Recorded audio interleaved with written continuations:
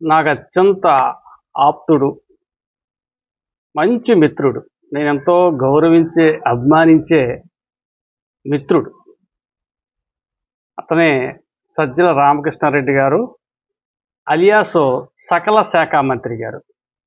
మరి తను అప్పట్లో సకల శాఖ మంత్రి అని అందరూ చాలా ముద్దుగా పిలిచేవారు.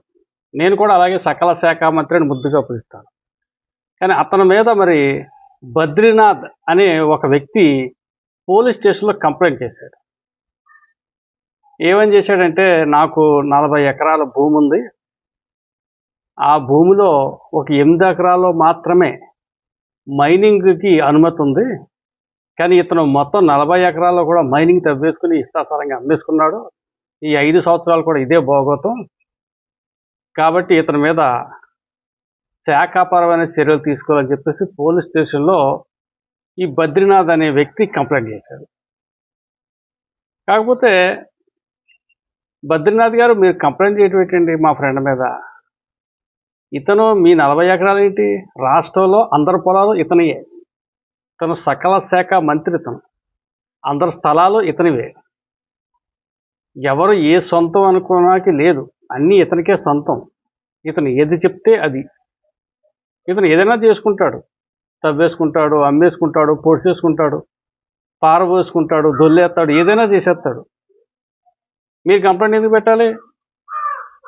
ఓహో, ఇప్పుడు గవర్నమెంట్ పోయింది కాబట్టి సకల శాఖ మంత్రి సకల పాపాల మంత్రి అయ్యారు కాబట్టి ఇప్పుడు కంప్లైంట్ పెడితే సరైన ఎంక్వైరీ జరిగి చంద్రబాబు నాయుడు గారు, పవన్ కళ్యాణ్ గారి ప్రభుత్వంలో నీతి నిజాయితీతో కూడిన ఎంక్వైరీ జరిగి ఇతని మీద యాక్షన్ ఉంటుందని చెప్పేసి మీరు ఇప్పుడు ఈ నిర్ణయం తీసుకున్నారు.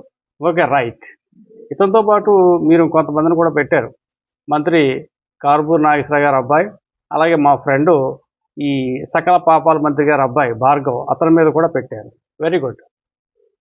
అయితే ఇప్పుడు ఎంక్వైరీ చేస్తారు. కరెక్ట్ అయిన ఎంక్వైరీ జరుగుతుంది. ఈ ఎంక్వైరీలో నిజాలు బయటపడతాయి. అప్పుడు మా ఫ్రెండ్ ఏం చేయాలో పోలీసు వాళ్ళు చూసుకుంటారు. అయితే ఇంకొక విషయం ఇక్కడ మనం చర్చించుకోవాల్సి ఉంది. ఈ మా ఫ్రెండ్తో పాటు మా ఫ్రెండ్ ఆఫీసులో పనిచేసిన కొంతమంది ఉన్నారు. వాళ్ళు ఇతని పేరును ఉపయోగించుకుని అడ్డంగా దోచేశారు రాష్ట్రాన్ని. చాలామందిని బెదిరించారు. ఇష్టాసారంగా బెదిరించి, మీకు ఆ పని చేస్తాం, ఈ పని చేస్తాం, డబ్బులు ఎట్టిపోయారు, పని చేయలేదు. బెదిరించి డబ్బులు ఎట్టిపోయారు.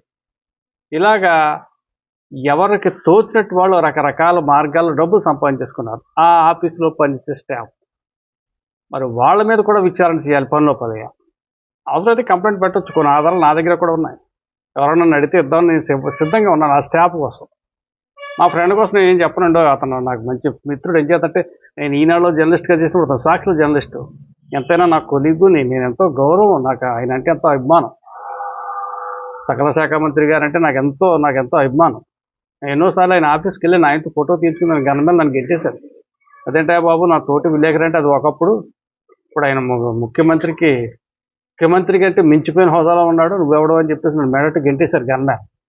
సో ఎనీహో,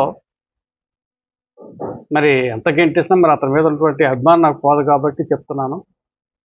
ఎంక్వైరీ చేయండి, ఖచ్చితమైన ఎంక్వైరీ చేయండి, కఠినంగా శిక్షించాలని చెప్పేసి కూడా ఈ సందర్భంగా నేను కోరుతున్నాను. Thank you.